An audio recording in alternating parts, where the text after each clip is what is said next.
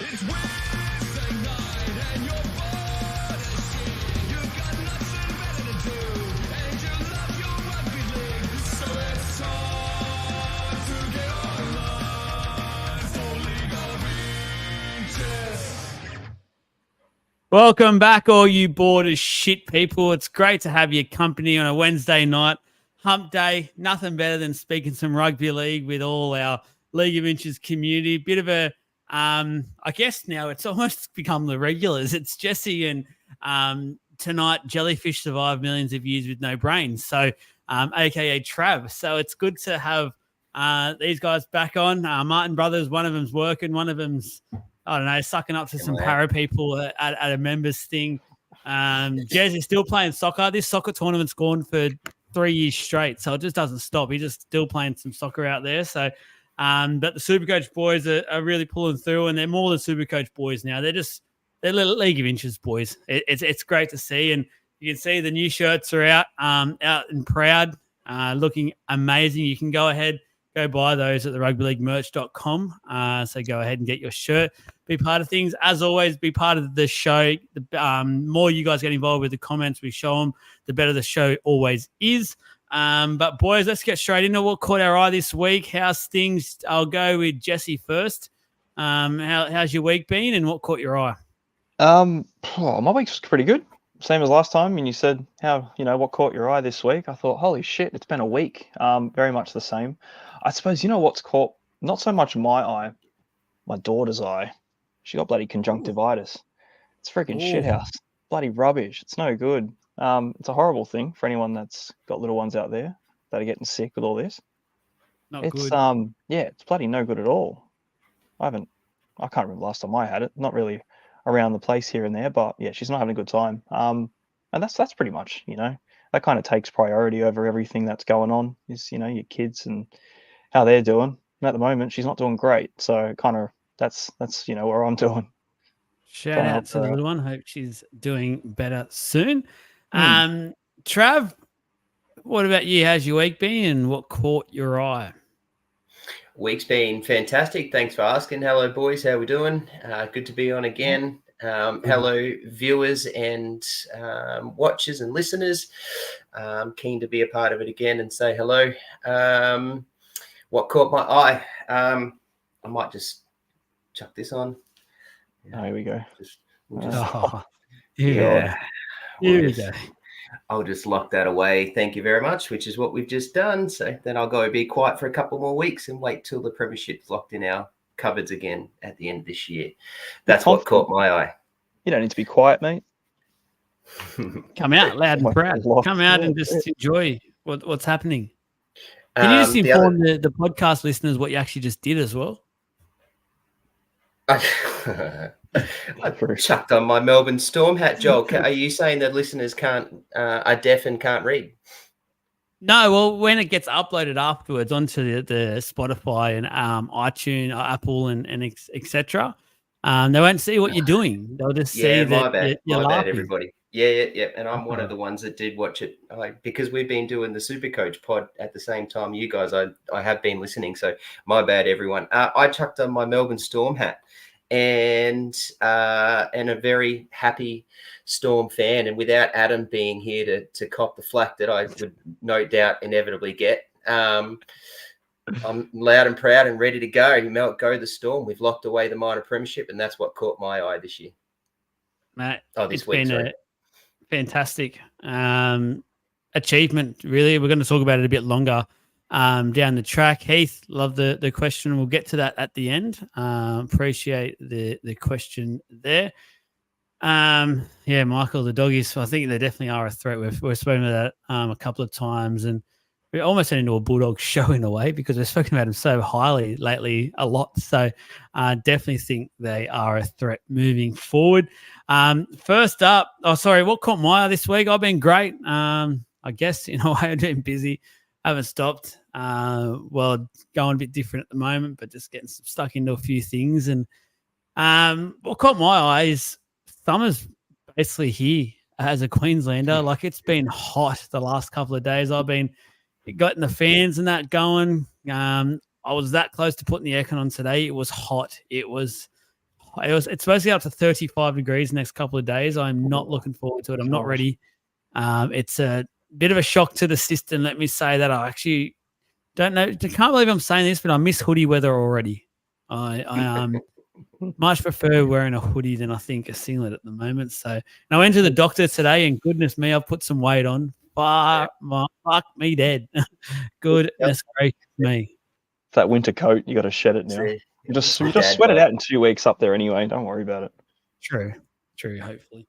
All right, let's talk Jesse's favorite topic, and I reckon this will get some people talking in the comments. This will get the show going. Latrell Mitchell interviewed. He was interviewed in brackets yesterday.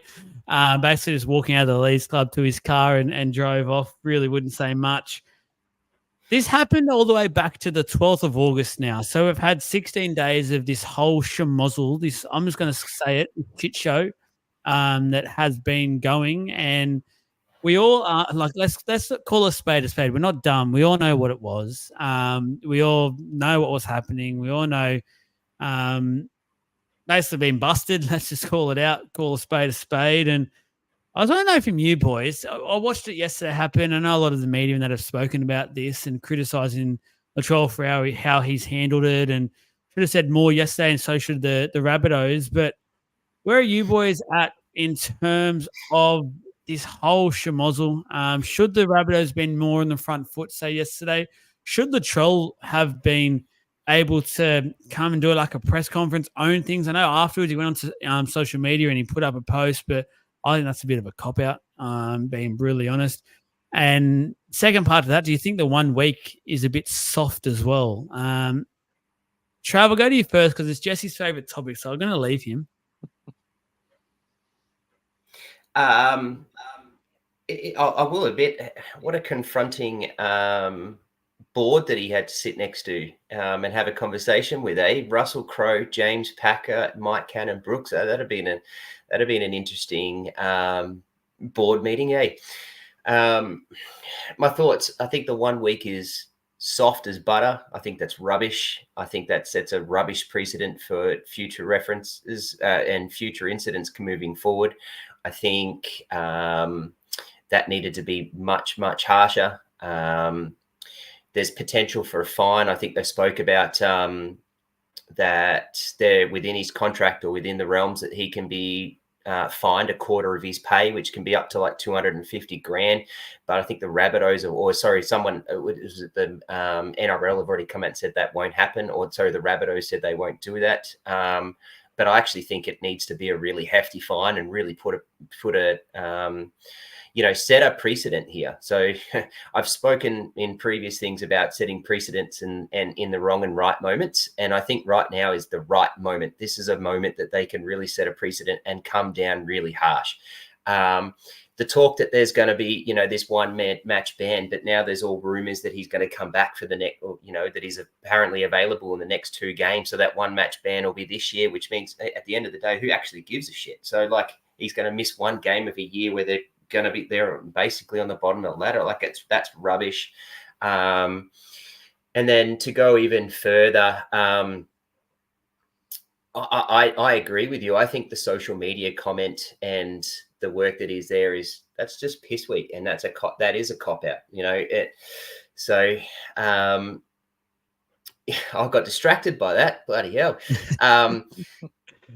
They can get you sometimes. The comment to get you. Yeah, I actually think the social media post is a massive cop out, and I think he needs to stand in front of the media and actually, say what he wrote and show everyone that he actually meant it and that it was heartfelt and that he does want to be a man. He is a family man. He is a club man, and actually man up and do something about it. Now, I've said in the last couple of podcasts, because we keep talking about Latrell Mitchell, that I think we need to lay off him as such as, or like, he's just unlucky because he was silly enough to get caught and all that sort of stuff. But I just think this is a fella that really needs to be put in front of somebody and actually show a heartfelt and sit in front of the media and actually take the tough questions. And and literally man up for it, because I think that 1 week ban, I think the fine that's there, and I think what's potentially going to happen is just an absolute cop out and piss week. Mate, I can't agree with you more. I think the 1 week is a disgrace. Like, when you put things into perspective, and Michael sort of has just touched on what I was going to say, like some of the things you can get suspended for multiple weeks for in the NRL, like a high shot that's gone accidentally wrong. No one can tell me that's a worse look for the game than what now Latrell has put the game through. And this has gone for 2.5 weeks now. Why it's gone on for so long, I've got no idea. Why Latrell hasn't just come out after the day will happen and go, I've done the wrong thing, punish me with whatever you want to do. It feels like he's in a way, and I've always had sort of Latrell's back in a way because I've always wanted to see the best of him. But this one's pissed me off now because everyone's over talking about him, and I get that. But the reason we keep talking about it is because something continues to come out for it, or he doesn't react or act the way he should when it comes to this. Like, we talk about the social media stuff. He put that post up, and then like an hour later, he's on there having a full-blown conversation to his followers about a no-limit boxing thing, which I think was happening tonight. So, okay, you can go and talk to everyone about that, but you can't talk to your fan base, the ones that have kept you in a job for so long, that shows up to you every week, and giving you all the support constantly. And the club, without the club, you wouldn't have a job, mate. You wouldn't have the following that you have at the moment because you wouldn't be in the game. A lot of clubs out there would have got rid of you by now for some of the things that has happened over the time, but it got me offside, this one, because as I said, I've always wanted to see the best of Latrell. I've always wanted to come out and always have his back with things. And I agree with what you're saying, Trav. I feel like people go in on him a bit too hard at times with certain things, but it's just annoyed me. Like yesterday, those camera crews out there would have heard him to just be a man and go, you know what? Let's sit here for 2-3 minutes. I'll answer a couple of quick questions. I'll get on the front foot with stuff and go from there. And you know what? South Sydney, you talk about those influential members that he's obviously has to deal with. I'm a bit disappointed in them as well, because as a club, I would have expected a lot more from this. If this was the Storm, if this was the Roosters, if this was Penrith, I reckon it gets hit on the head within the first few days. It gets dealt with, it gets done, and off we go. And that's the difference. And that's why, for mine, South Sydney have dropped so much this year and at the back end of last year, because they've lost that aura. They used to be one of those clubs that dealt with these things, and now they're not. And if anything, if I'm going to say it, being honest, I think Latrell's walking all over the club. I think he knows he has the club by the balls and can do almost whatever he wants, and the club will stand by him. Jesse, we know how much you love speaking about Latrell. Here's your chance. Well, that's why I thought I'd just chime out of that one for a while, because you're covering everything that's supposed to be talked about. You know what I mean? Like, everyone wants to, I'm sure everyone agrees with you, Trav. And same thing, you're entirely right. Word for word, 100%. I just don't give a shit. I'm done. I'm sick of hearing about it. Everyone's talking about Latrell. I didn't even know that this happened yesterday. I've been so out of it with him and everything that's going on. And anything that says that people chime in and it's Latrell, if it's not NRL related, if it's not him playing the ball, I don't care. There's just too much shit around his name, and he does it to himself, and people bring it up, and it's just, you know what? I'm just sick of it. I'm just done. Like, either play the game like everyone else, get suspended like everyone else should in certain situations, or just go. I'm sure there's so many people that are just like, we're done with the drama. Honestly, you haven't done enough to warrant this level of drama every single week. Especially for the Rabbits. And I'm just like, you're right. Like, the Rabbits, they let him get away with it. They let him get away with a lot on and off the field for the last couple of years. And that's probably what Burgess was all about too. There's just too much shit about them, and they just let him walk all over him. And again, they've done it to himself. They've given him all the rope, and he's just taken all of it. And like, if you have the opportunity to get away with everything, of course you're going to try. But again, like, okay, the 1 week punishment's embarrassing. You can get 1 week for rubbing a guy's fucking chin in the NRL these days. So it's like, what's the point? Why even do that? Like, the club stood him down, which is punishment for himself. And then you come out, we're going to give him a week as well. They'll just bring him back, play him for the last round, week's done. You can start next season fresh. And then it's like, cool. It's like, it's a club imposed suspension there. So like, they'll just rid it when they want to and just be like, okay, cool. That suspension's gone now. Don't have to worry about it. But then, like, you look at all the other instances that things have been around for the issues, you know, with the photo and whatnot. Braden Trindle, same deal. Brandon Wakeham got arrested at training for bloody distribution. I don't know what happened there. No one spoke about that after about 2-3 days. Val Holmes and his little Instagram photo with a little baggie there. No one spoke about it. Cameron Munster, exactly the same. Brandon Smith this year, earlier in the season. No one gives a shit. Honestly, it comes up and it goes. But as soon as it's Latrell, everyone's like, oh my God, Latrell. And the Ponga thing too. Like, I'm just over it. I'm really over it. I don't know. There's no response to it. They don't have an answer for it. It's not going to stop. And everyone's doing it. Like, realistically, that's what I mean. Like, it's happening everywhere. And I'm just, they have no answer for it. They have no solution for it. And if they're going to come out and go, here's a week suspension, then it's not going to stop anyone from doing it, which nothing's going to stop them doing it anyway. So I'm bloody sick of hearing it, and I'm sure everyone else is. And that's me done. I hope that's the last we talk about it.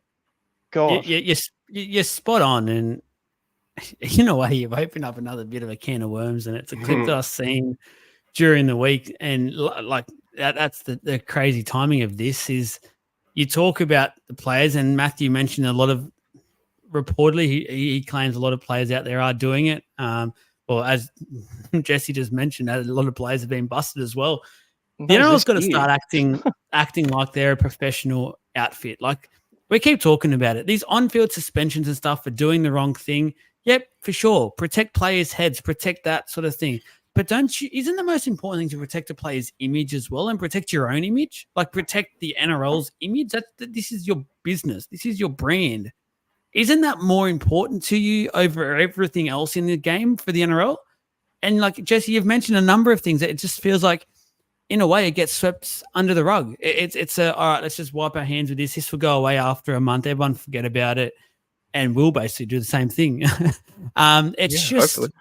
It does my head in that we're treating things like this. And it came like, I had a video pop up on my Instagram the other day, and I think it was that Roger Fabry was talking about it, the sprint coach, where a guy came out and said the Olympians, they're professional athletes. They are doing everything possible to get in the right shape, body-wise, mentally, everything to get on the field and get the job done when they need to. He goes, rugby league players, they're not professional. They're athletes, but they're not professional. When you look at their lifestyle, the way they're playing the games, like it's often after the game straight away you go and have a beer. Like that's our culture. That's the rugby league culture. But does that mean you're a professional athlete? Are you really making exceptions to get to a point in your career that you want to get to as an individual? Like, I don't know, but I sort of can see where that guy was coming from now. And it makes you think, like, rugby league, we continue to say rugby league players have a short lifespan in this game, and that's why the RLPA want to always go up in terms of the salaries for everyone. That's all good, but you've got to now behave like it as well. You've got to do the right thing. Like, you can't keep getting busted for this shit and expect nothing else to happen. I just think it's a huge cop-out. So, and this isn't just on Latrell anymore. This is just on the NRL as a whole. Yep, agreed. Yeah. I want to go further and go. We continuously hear this stuff about NRL. So do we hear this stuff about rugby union? No. Do we hear this stuff? No one? No. Well, who watches it? Yeah. Well, lots of people. But either way, is it in the news? Like, do we hear about this? We don't. Do we hear about this in the AFL? No, we don't. Do we hear about this in the NBL? No, we don't. Do we hear about this in NBA players and the NFL? We can't, but we hear about this in the NRL. So something's wrong. So there's something seriously wrong. And we know it happens. I mean, I said this in the podcast a few weeks ago. We know this happens. Jesse, you said it before. We know people happen. I think Michael and Mika and those in the comments are saying we know the dudes are doing it. But NRL, it just seemed to be stupid enough to keep doing it and keep getting caught. And there's no correct and proper punishment for it. And as Michael said, it's too soft, and people just keep offending. It's embarrassing and it's ridiculous. It's against the law. It's pretty simple. Like that. And to allow him to do it, not allow him, but to only give him a 1 week penalty with a potential for a little bit of cash to be taken out of his pocket, it to me is just absolute rubbish. And I think the NRL have got their priorities in major disarray. Yeah. And I just think Well, it's rubbish. there's probably a few other reasons too. Like, again, I don't know. Like, I watch the NRL for the Super Coach. I watch it for a bit of a spectacle, but I don't. This may offend and shock some people. I don't put it up there with a quality category of a sport. I really don't. There's just too many things that you point back to, and this is probably a massive one of them. And you look at all the stuff now. The officiating's a joke every single game. It's not even one a week anymore. It's every single game. There's just things you can look at this game and just go, "Holy shit! Are we really this far in now? Like, is this as bad as it's gotten?" There's other codes, there's other clubs and, higher sporting degrees where they're like the ones the players value their position in that team and they know, and they're athletes and they know they are gone instantly and they are never going to get another chance again. So your Premier Leagues, your high end stuff, your NBAs, obviously they're doing stuff, but man, there's big money. American sports are huge for it. You got to imagine they're probably doing that. But again, if they're done, they are out forever. They are gone. A lot of it would be getting addressed behind closed doors, I would imagine, because they don't want to tarnish the sport. Because again, it is a bad look, and there's sponsorship everywhere for it. Or the clubs deal with it instantly, or it just doesn't happen, or it does happen and they don't get caught. There's all these things, but as soon as it's NRL related, it's in the headlines. It's in big lights above everything. And it's like, oh, this person's doing this off this photo that they shared, and oh my god, it's just like, shut up and address it, and don't let it get this far, or don't fucking get your, Paul Kent like people out there talking about it for 6 months every single week. That's the thing. Like, you don't hear it. Like, okay, something might happen. It'll get addressed. It'll move on, and you look at the game and you look at the next stuff on. But this exact thing too. We're talking about it again. Hey, I would just like to ask those, particularly Mika, who keeps writing in the comments, and I've seen it a few times, is can anyone tell me what would be a white substance that you would snort in someone's lounge room just any sort of day of the week? No dose if you're tired and the party's going. I want to sherbet if you're taking on a bet. Come on now, we've got to stop saying that rubbish. Let's just stop saying that. Let's stop trying to find an excuse by going, we can't prove what. Don't be stupid. Sorry, but yeah, don't be. I want to move on, but one thing I'll say the final thing on this one. What about the Stig said? What about the Storm players? However long ago, I think it was just before COVID or in COVID. It was they had to make a public apology and had to ring up all their old legends and say sorry. That was Cam Munster, Brandon Smith, and one other lesser known player. No disrespect there, but I just completely have a mind blank on who it was. But that was 100% what happened. And that's what I mean by the Storm culture. Like, a lot of people go and poke fun at the Storm, and I don't want Trav to comment on this because everyone will go, oh, it's just biased. But I'll say I have every right to hate the Melbourne Storm with a passion. Do I? Yeah, I do. But at the same time, I bloody respect how well they are run as a club. And they had them own it straight away. There was no bullshit. They go, we know what happened. Talk about it. Let's sort it out. Get on the front foot. Done. Stop sugarcoating shit. Like, end of story. We're all men around here. We're all playing a grown-up sport or involved in a grown-up sport. Get on the front foot, clubs, and end this sort of shit, because Jesse named a number of things that have happened already this year that have just almost been swept under the rug. If that happened at the Melbourne Storm, I guarantee you right now this would be over and done with, dealt with. The truth would have come out, and off we go. So that's it. And the other thing too is that the Storm imposed a 3-week ban before this even went to public.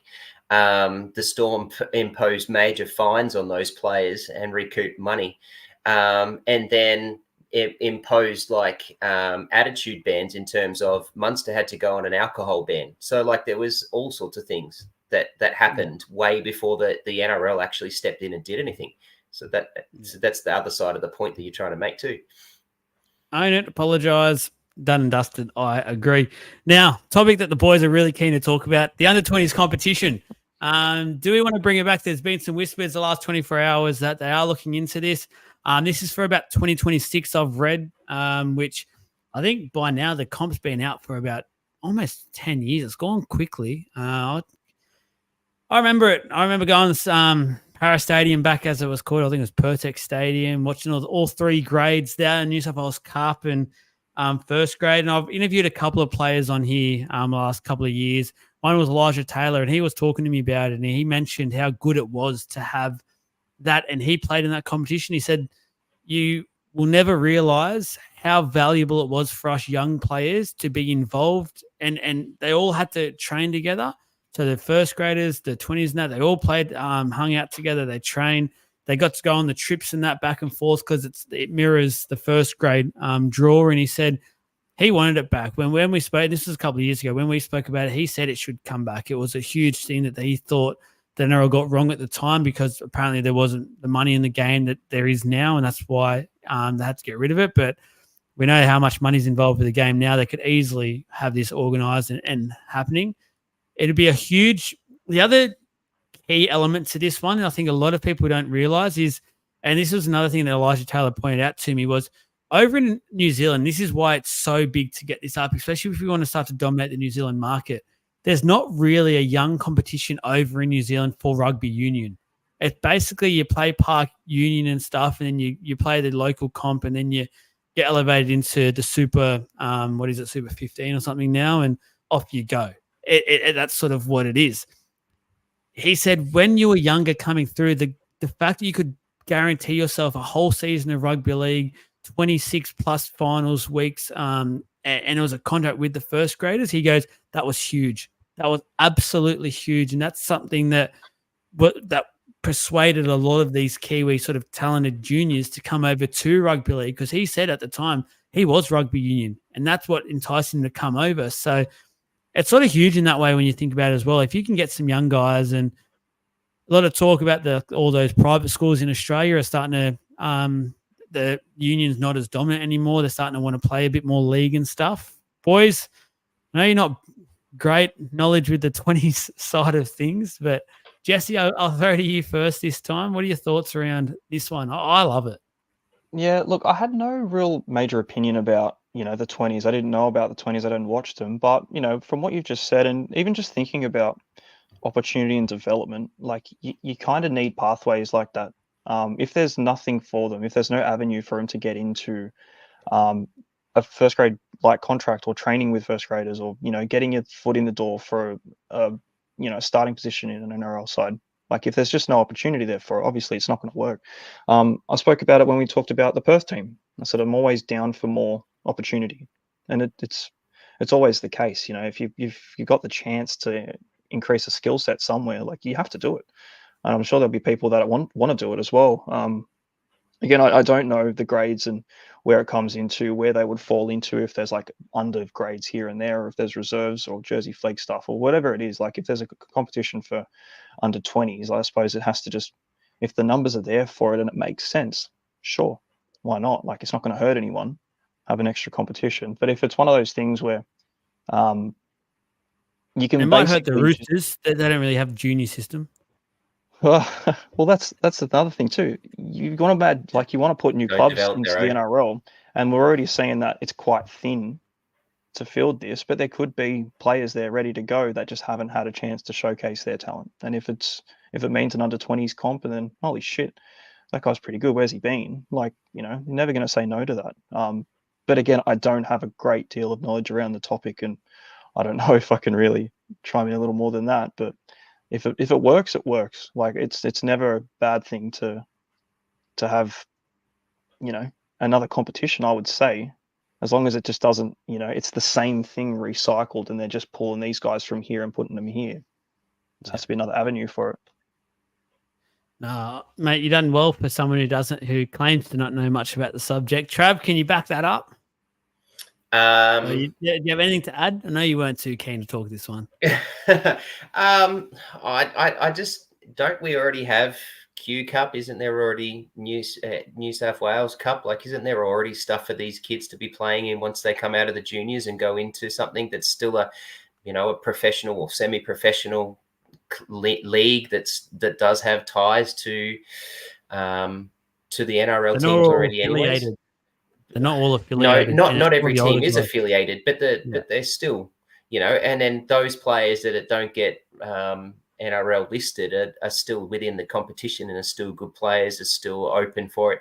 And if you're going to bring in a Perth team, that's where they're going to start drawing on those 24, 23, 24, 25-year-olds to who are dominating in those competitions to filter into teams. Like, I think you've already got it. I think you're going to start. You're starting to. My concern with opening up another league would be to, are you starting to water it down? I think you're going to end up becoming that problem and that fight that you've got. And but look, I'm also a big advocate for development, and especially younger players. And if this is an opportunity to put them into under 20s, which keeps them in the game longer and keeps them in sports longer, then I think we go for it and look for it. But I just be very mindful of that we're watering down our product. Yeah, that's fair. I just like the avenue that you give to the kids, the fact that they can mirror their sort of first grade heroes in a way. I think that's a really cool selling point that pretty much no other competition I can think of in this country does. So I think it's pretty cool. Next one up. Here we go.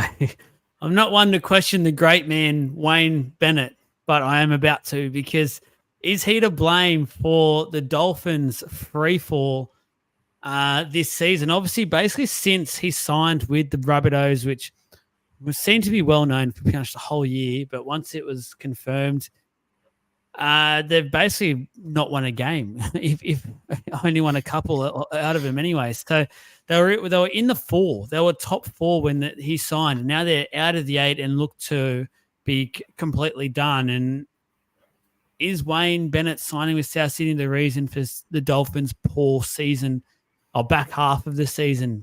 Trav, what do you got? How funny do people's opinions change and how in such a speedy time? Like, I can remember after, I think it was round 10 or even before that, however, they were bloody premiership favourites or one of the premiership favourites, and now they're talked about how rubbish they are. Like, it's so funny how quickly it changes. They won 7 of their first 10 and then have won 3 of 12 since. Like, it's or 3 of 12 since. Is it 3 of 12 since Bennett said that he's going? 3 from 12. Do I think it's Bennett's fault? I don't entirely think it's Bennett's fault, but I watched Rothfield the other day talk about, or was it tonight or no, yesterday, talk about it's hard to manage 2 jobs and and I tend to agree with him. Like, it is hard to manage 2 jobs, but and that he's been on the board and he was involved with this Latrell issue, and he's been involved with the Cook stuff and all that, and so he should be. There should be parts of it that I agree with, but I don't reckon that's all that hard to deal with. Do I think it's entirely his fault? No, I actually think there's a whole heap of blame that we've got to put on the players too. Like, I'm really sick of hearing the whole it's the coach's fault, and we have this notion of the blaming the coach for the players' downfall and the team's being down. It's not always the coach's fault. I mean, these dudes are highly paid dudes. They did it for a period of time. Yeah, okay, the draw was pretty easy at the start of the year, and as it got tough, they sort of crumbled. And a bit of Hammer having to play Origin was a really big problem for him. But yeah, like I think we've also got to put the big ownership onto the players, and that the Flegler injury was a big problem.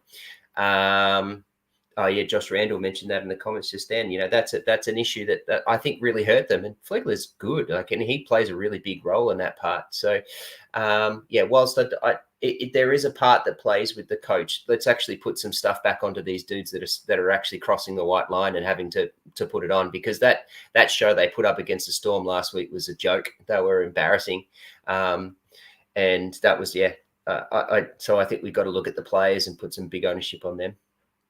Shout out to the Dolphins players for crossing that white line as well and not taking it. So doing a great credit to your organisation. Jesse. Yes. What are your thoughts here? Mr. Bennett, is he in the naughty books? No chance. That's just silly. I think it's pointing the finger because your team's doing bad. They did the same thing last year. They faded, and it happens first year round, whatever. But like the people in the comments are pretty much bang on with it. Like Marshall King was a massive out for him. I don't know if it's spoken enough about. Plath has done a great job. He's a little tackle bot and he's a weapon and a good player, but the IQ of Marshall King is a difference. Gilbert, they've had all of about 4 games ever with him. So I don't know what you can really say too much. He was out round 1, and then last year I think he was out quite early, wasn't he? Yeah. He got injured last season too for the whole season. So like he's been out very, very quickly into the 2 years they've been there. And then Flegler, innocuous little injury to his shoulder, turns out season ending. So they've been unlucky. The games they've lost, they haven't been belted. Like besides last week, it's against Melbourne. They lose. You can lose to Melbourne. You can lose to Panthers. You can lose to these big guys. Fair enough. And you kind of just go, it is what it is. They didn't get to 50. They weren't on the list, so you can't knock them that far. But they got beat by Melbourne. They got beat by the Dogs. Dogs have been beating everyone, so fair enough. They beat the Warriors. They lost by 6 points to the Roosters. Fair enough, they both conceded a shit ton, but they're scoring the tries. They lost by 2 points to Penrith. They beat the Rabbits. They lost by 6 points to Melbourne as well beforehand. So it's like they're in the game still. You know what I mean? Like it's not like they're getting walked over every single game. They're just not getting the result. And I suppose they've accumulated a lot of these games where they haven't got the result, but they don't have the depth. Perfect highlight to that comment, just as there. They just, at this end of the season, they've got the players are out. Obviously, Bennett leaving must be at the back of a lot of these guys' minds, but again, it's not the end of the world for them. Like they're still going to be there. A couple of them won't be anyway, but I just don't think I think it's just an easy way to go, oh, it's his fault and point the blame, but I just don't think it's anyone's fault, to be honest. I think it just kind of caught up with them, and now the season's over and they've just taken a tumble. Like it's just. Since when did you get so soft, Jesse? Yeah, What do you want me to say? It's like Bennett out. What happened? They're all shit. What's happened to you? he's very mellow tonight. He's very, very mellow. Yeah. I think he's in Supercoach mode. He's Supercoach head-to-head final against me this week, and he's trying to play a bit of cards, I think. So it's a bit of fun, mate. Just let your hair down, let that beard flow, and just let us know what you really feel. Okay. They're fucking magic. They're shit house. How do you lose to Melbourne? You know what I mean?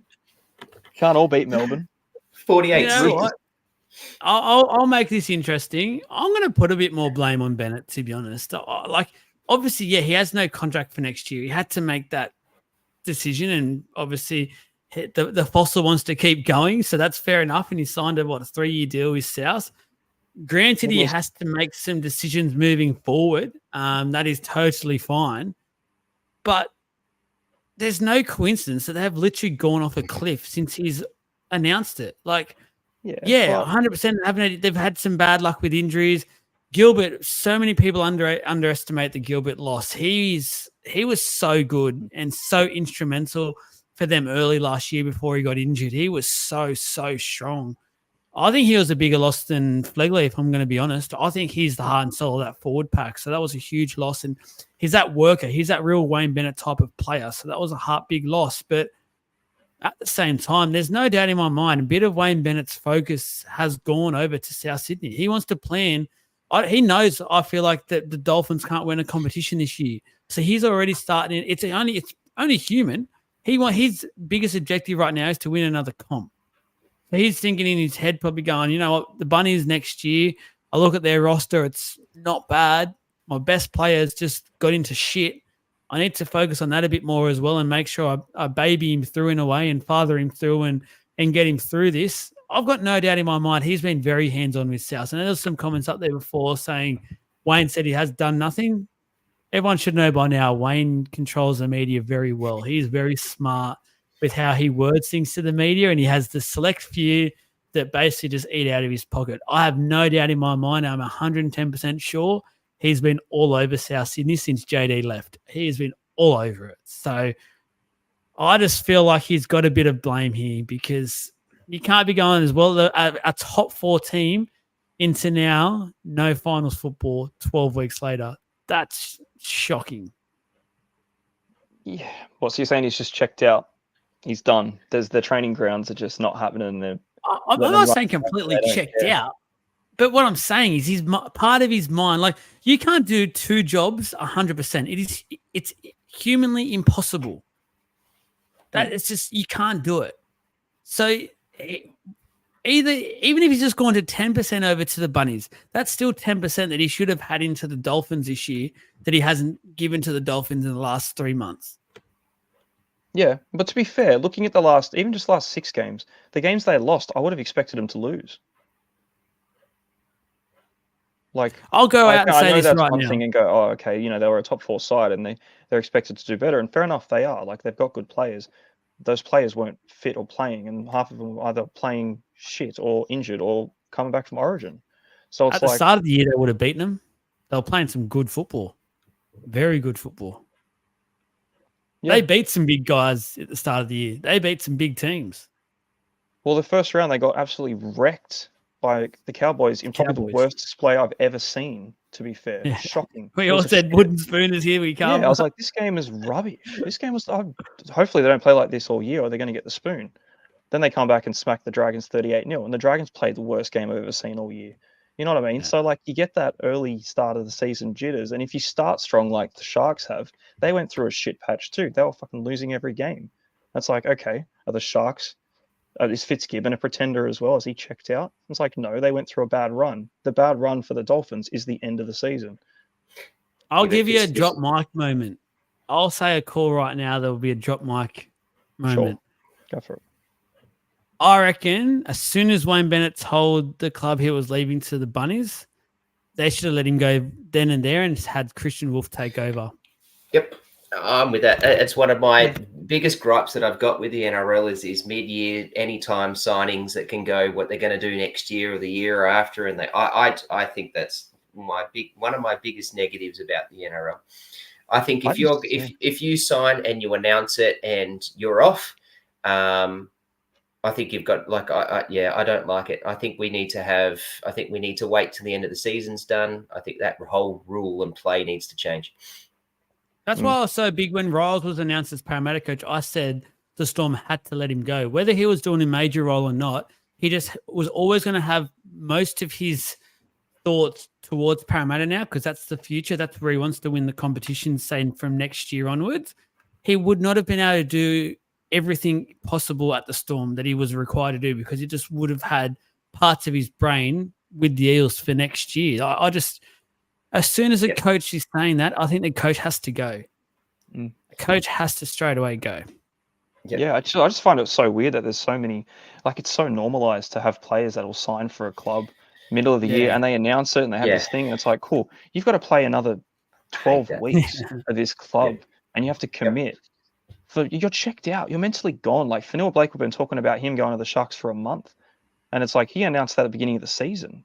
It's like, well, how do you can't plan your next step unless you go, okay, you're not going to be here next year. You're probably not going to commit full effort anyway because you don't want to damage it, injure yourself for the next year's contract with the new guys. Why even play you now?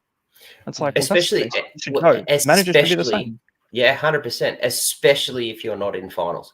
Like, okay, it's different. Like, the Crichton last year for the Penrith was a different story. They still played out because Penrith were in the finals or premiership contention at the time. So that's a different story. But I still think, I'm really against, and I have been quite a loud speaker of this open signings and future signings and announcements of where you're playing and what you're doing in future years.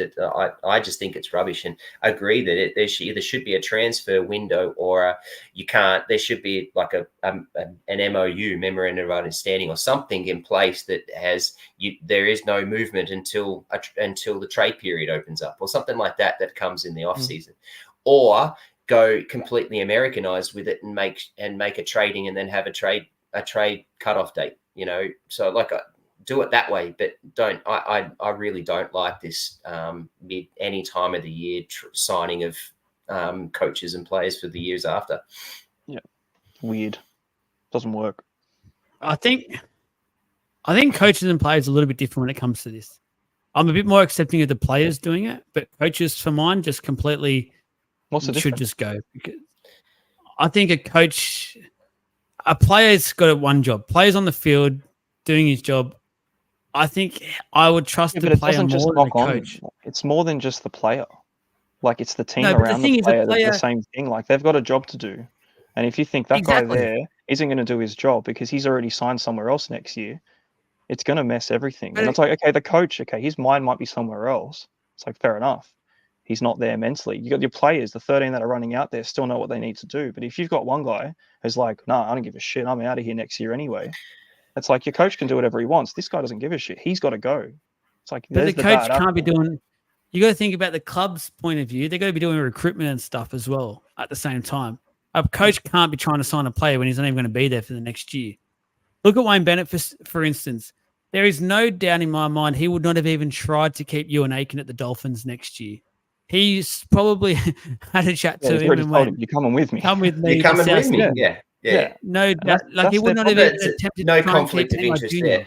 No conflict of interest there. Where a player, once they've Mm. signed their contract to save, like Crichton, signed with Bulldogs last year, at least it was done with. He had another few months to play out that deal and go, you know what?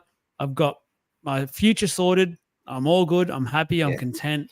See you all next year. But right now, Penrith's my thing. A coach for one just has too much to do in terms of preparation for the next year. I Yeah. just think Well, coaches for mine should go. the Dolphins should have said, you're not taking anyone with you. But like, how can they police that?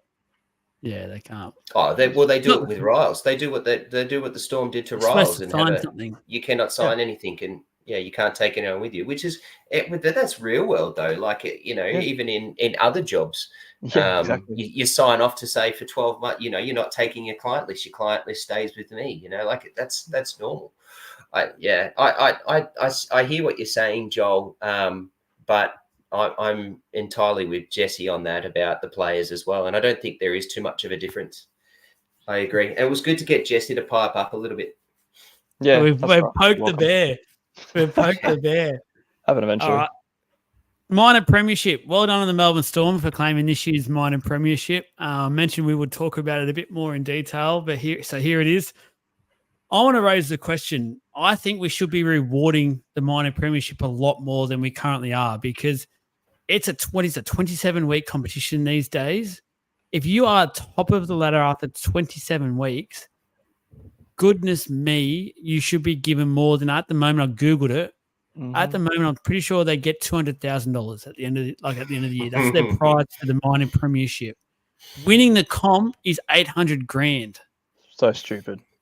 Oh, I hate this so much.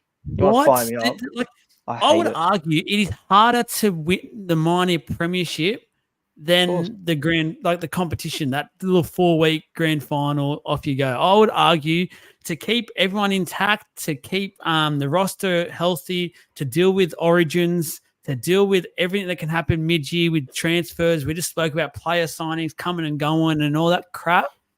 To be getting $200,000 for being minor premiers, I think is embarrassing. Where can we go with this? I'll go to Jesse first. I'll save the Mr. Minor Premiership for last because he's currently over the moon about it. So, Jesse, how do you feel? I know the Roosters have claimed a few in the last, 4 or 5 years ago. They had a couple in a row. So, what do you think about this? Oh, I just hate how Australian sports in general put the knockouts to the pinnacle. You win 4 games in a row, you're the champions of everything. You're the best there ever was. But if you win 27 over the course of an entire season, good job. You did all right. It's like, how does that work? It makes no sense to me. I don't understand it. Any of those higher end sports, they get to it. It's like, cool. You win the thing. Fantastic. Friggin' Trav could probably talk about it with the bloody NBA more than anything because their playoff series are insane. But like that's a set, I mean, you win a chunk of them. You got to win, best out of 7. You got to work your way through it. It's not just you play one game, you have a good one, and all of a sudden you're the champion. The Premier League's 38 weeks. I can tell you right now, if it got to a 38-week end of the season, and you got Manchester City at the top of it, and then you have freaking Aston Villa come through on a home run that looks amazing, finishing 6th. Mate, people are going to freaking riot. It's like, it doesn't make sense that like, oh, they're the world champions, they're the best. It's like, no, you were great, but like, where do you draw the line? Minor premiers. It's like, you're not the minor premiers. You are the premiers. You're the best all year. Like, and then the A League did the same thing too. And I'm like, not in this sport. You know what I mean? It works in other ones, but it does not work in this kind of sport. And they get to it again. Minor premiers. You won the finals. You're the champions. It's like, no, it's a joke, man. It's a And joke. the I other think thing I there want should be a competition for it, 100%. But I don't think that should be what makes the winner of the league. I think it should and the be other just thing is another cup. a lot of people are talking about the restings and stuff and saying, "Oh, they shouldn't do the resting, blah blah. It's not good for the competition." I'm telling you now, you reward the top 8, like you do it in stages or something. If it's financial, if it's extra benefits come finals or something, whatever we end up working out for it, if it end up going this way, that would stop that, because you'd have people actually fighting to finish higher up because they get more rewards for finishing higher up on the ladders. So if you increase the prize money, there is no way, in my opinion, you'd have the mass restings you'd have in the last round or two with a lot of these teams who are going, "Oh, we finish second or third, it doesn't really matter. Like, it's all good," and Well, that sort they're of playing thing. for a So, home game. yeah, That's the thing. They're yeah. playing for a home game in the finals. They're not playing for anything in particular. They're not playing for. There's no European League. There's no like second. There's no cup game for it. There could be. Then there's no relegation, so it doesn't matter if you do shit. You're allowed to, because who cares? You just don't make your finals, which is the big game. It's like, if they actually put value to what the minor premiership brought to the league, instead of just make the 8, doesn't matter where you finish, and if you want a home game, maybe do a bit better. To the guys that miss out, you're like, oh well, better luck next year. There's no risk. There's just reward for these guys. Like, it doesn't. There's no value to it. It's like, okay, cool. Your established teams, they're at the top. Cool. Your shit ones, they're not going to be there, or they might get close and there's a bit of competition, but nothing comes of it if things don't go their way, and it just goes into this final series and it rolls out and it's all over. So.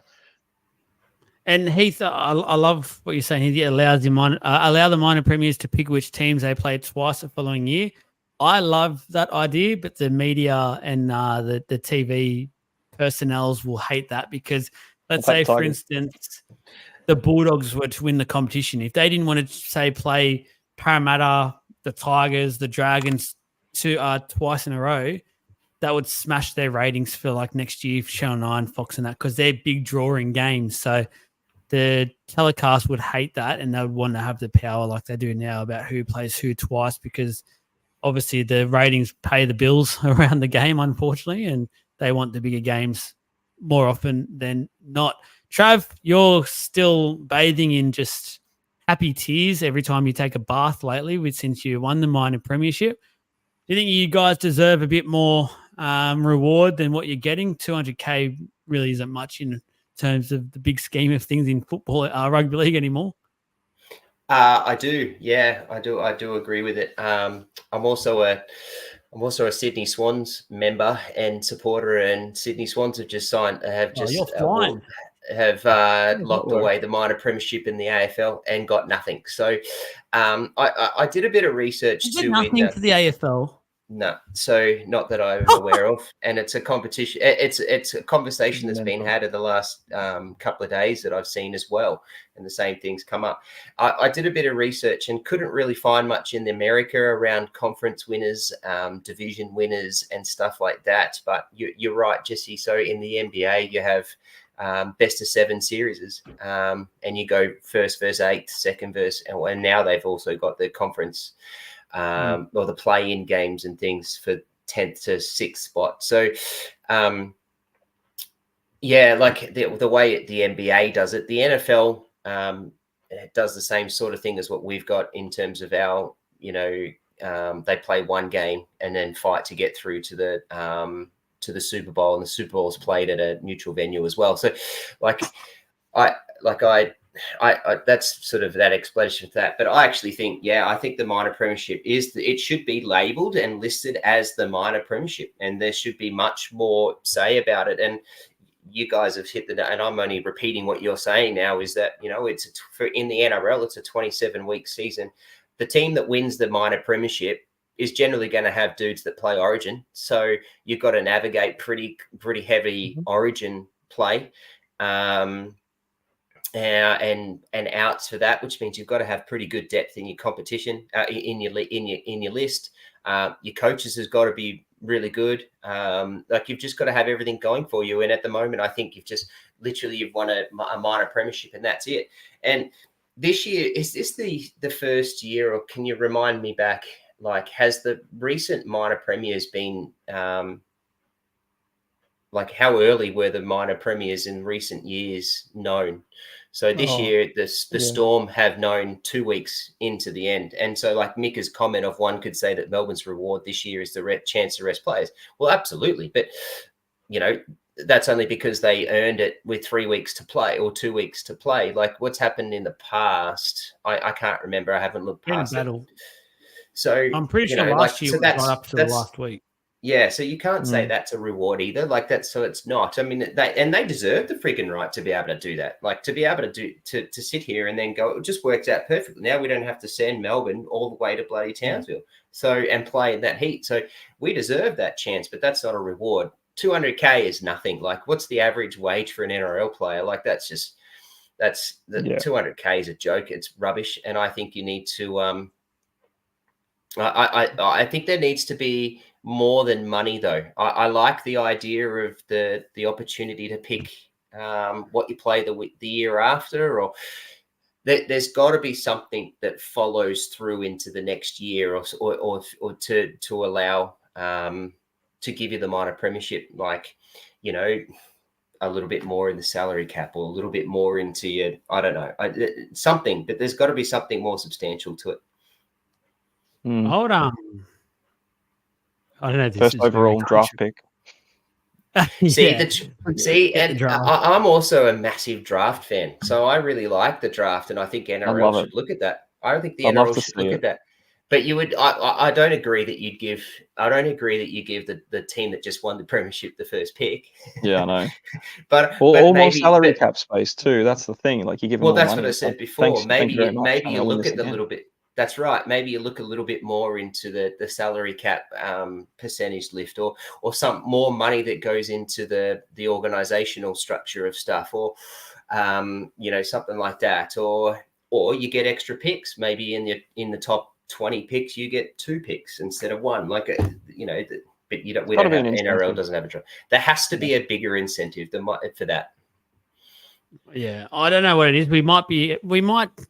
Maybe we'll do a post about this. We'll scratch some ideas on the surface, see what we can come up with in the chat, and put forward our sort of recommendations moving forward. I think it's a bit hard to do it now, and plus last night we could be here all night and do a 3-hour podcast, so we don't want to do that to you guys. It could be very, very boring, but we'll have a think. Well, it seems to be a pretty interesting topic. I'm actually a bit of a rugby league nerd when it comes to this stuff, so I'm happy to have a chat and see what we can work out. But last bit's not. Obviously, there's a couple of big games this weekend in terms of that 8th spot. It's really heating up for who wants to finish 8th and play finals. At the moment, it is the Dragons sitting in 8th spot, but goodness me, there's some teams that are nipping right on the heels. I think that loss on the weekend is going to really hurt the Dragons. I don't know if they'll make it from here. What's our game of the round this week, boys? Take it any way you want. Jesse, I see you're already looking down. What do you got? Yeah, I got Bulldogs and Manly. I just think there's so much that can come of this game. Honestly, these are the ones we're talking about. Like we know who the 4 are, we know everything else, but these are the 2 where like these are the Smokies. These have got a chance. I know Travis pretty high on Manly last week, and then they got their pants pulled down, but Bulldogs keep doing it. So I'm very keen. I think the winner of this one, you can really put to it and say these guys have a genuine shot at this from here on. So probably out of looking at all of them. Yeah, definitely most keen for that. Sorry, Trav, I know I stole that one off you. Yeah, you did. Yeah, prick. So I'll find something else, which was my number 2. But I think the Dolphins-Broncos game's really intriguing. Battle of Brisbane. Broncos have said they will. Yeah, as you said, it's Super Coach Pod. It's a freaking Queensland game every week. Battle of Brisbane. Broncos said as Walters came out and said, we will make the finals. So let's see if that steps up. There's a lot of talk around the Dolphins and their play, and mathematically can still make finals. So they really need to pull their heads out of their butts and actually play a good game this week and make that contested. Let's be honest, it's a massive rivalry game now, the Dolphins versus Brisbane. So I think they're just going to play it out either way. Even if both teams weren't in contention of finals or had nothing really to play for, it was going to be a beat up. So yeah, I'm really keen to see that game beside the Bulldogs Manly game. Tell you what, you've both chosen two of the crackers this weekend, which hasn't left me much. I will go the Roosters versus the Raiders. Sunday Arvo, Allianz Stadium. Hopefully it's not raining so that the field's actually in good condition and they're not playing in a small kids pool. The reason for this, one is Supercoach reason. Obviously, I've got James Tedesco in my team, so I love the sound of a Sunday afternoon game for James Tedesco. The other thing is Raiders are the sneaky ones here. They have a shocking points differential, which is why no one's really talking about it. But they're on the same points as this chasing pack. And the way they played last week against, I know, a bit of an understrength Penrith team, but they were very physical, very dominant in their win. They can do the same thing this weekend. I'm giving them a chance against the Roosters. I know the Roosters are really fighting hard now for that second place that's opened up for them, and I've got no doubt they'll want to be playing.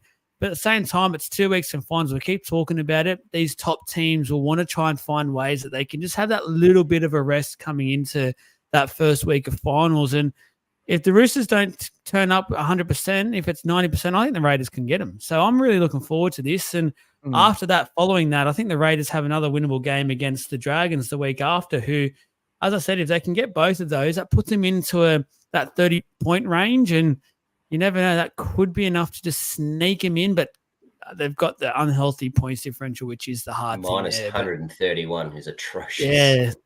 They can beat both of these teams by 50. They might be looking okay. So we might be in for an entertaining contest on Sunday. So get to Allianz Stadium if you can.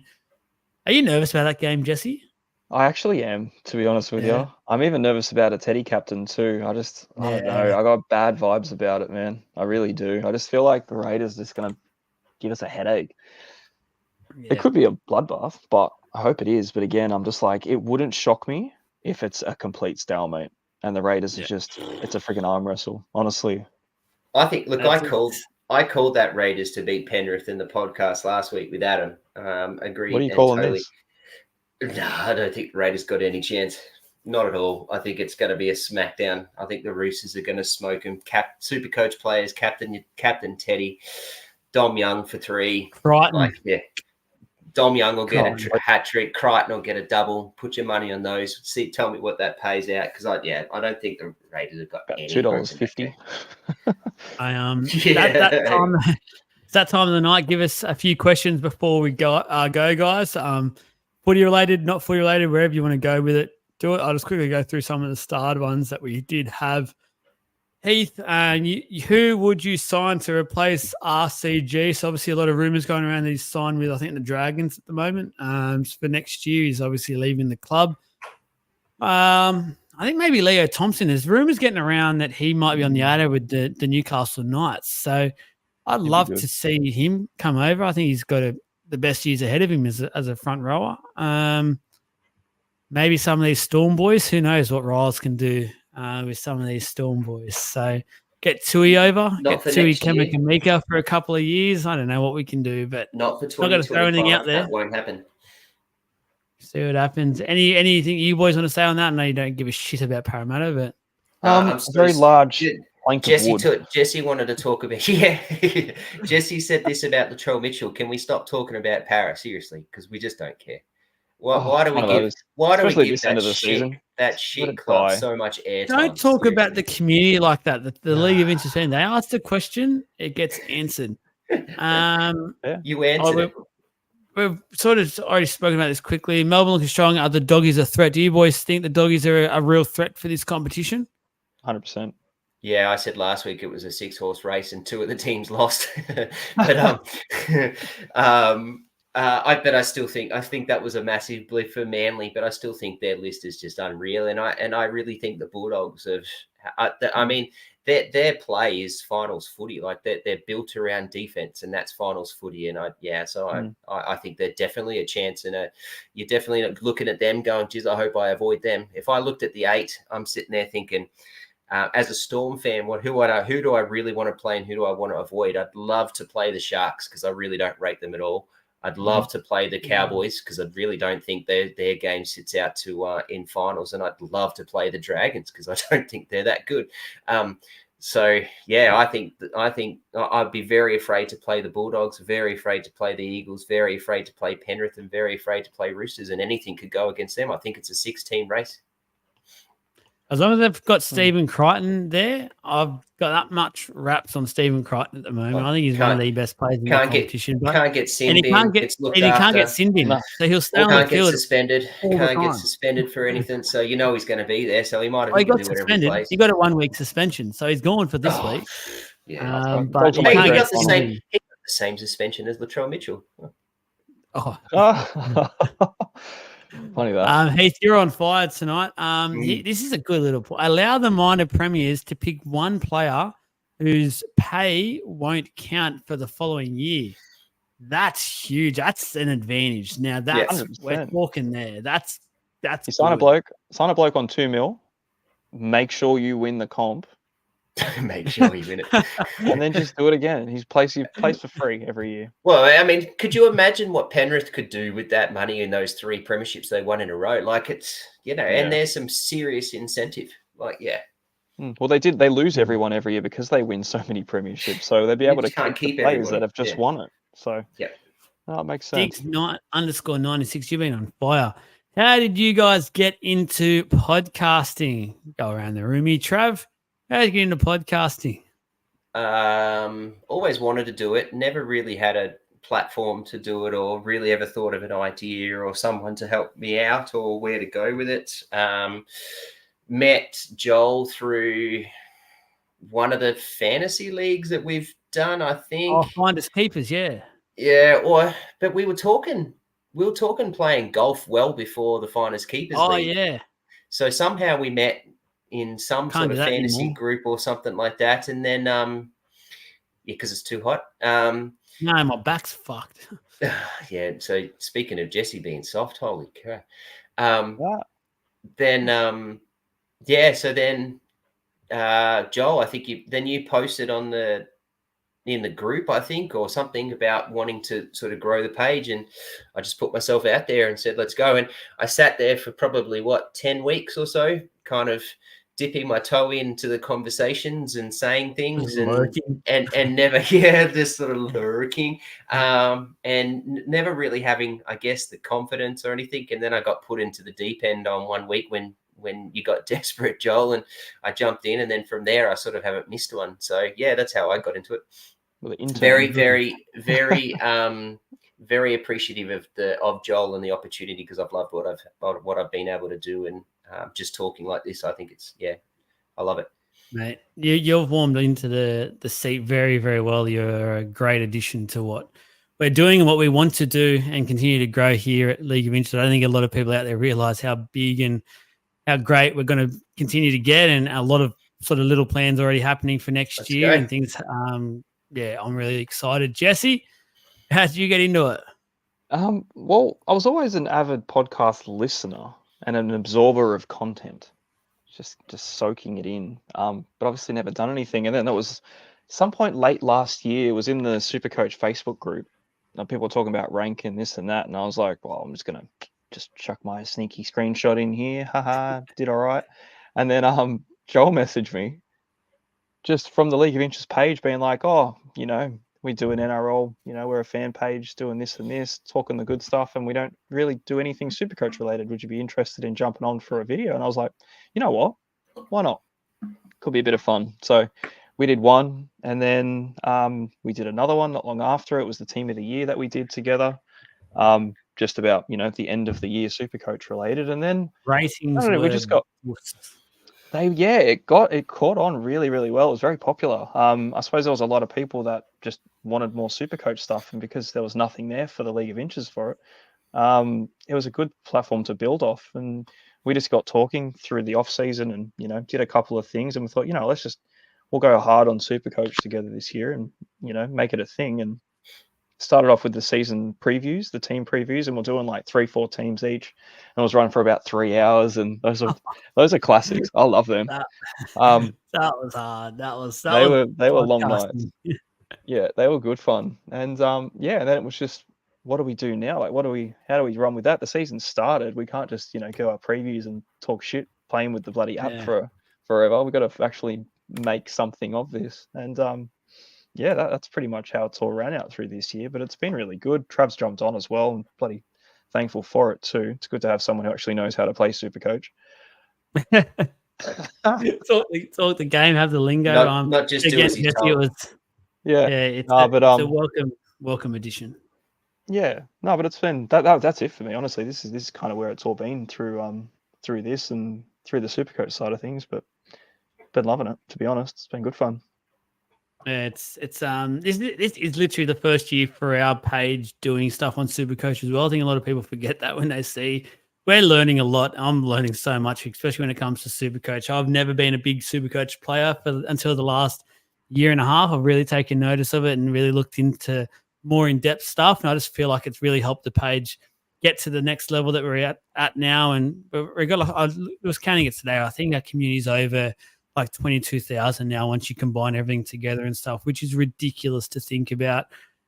For me, I remember sitting in my car. I don't know why I was doing. I've always been a massive rugby league fan and never big enough to play it. My pop and they obviously played for Parramatta, and I never got the chance to do any of that. But I just thought, what could I do? And I don't know why I did this. I used to record like a weekly video in my car and post it to my personal page like years ago, and just talk shit about rugby league for the week and stuff, similar to like the Wednesday show now. And I stopped doing it for like 6 months, and then a few people started talking to me and they're going, why don't you do those videos anymore? We used to like listen, and it was actually pretty fun. Like you just upload it and whatever. I was like, oh, I actually didn't think anyone listened to those. Like, I don't know what the hell was going on. And then they go, oh, yeah, like, and that was when things had just started taking off, like Bloke in the Bar and all that sort of took off. And I was like, oh shit, like maybe I missed my calling. Maybe I could have started something there. But yeah, I just sort of got back into it, started doing some posts and that, and I didn't really get into the podcasting side of things. I thought no one would want to hear my voice and hear my thoughts about the game. And I'm just a nobody really to most people out there. And then just over time, building up that community together, and then got a few of the boys together, the original boys who came on and helped me out do some of the shows. That was real cool. And then obviously now we're at that next level I keep talking about, where I've got some of these other guys now that really know their stuff, whether it's Supercoach, whether it's league focused. And it's just great to chat. And we just hope everyone out there is actually enjoying the content. And it's a good little time to quickly say it. And let us know, like the off season is a big time for us to change a few things up, get a bit refreshed at the same time. And one thing I'll let you know now, like Diggs and everyone else out there, we'll do an interview series as well.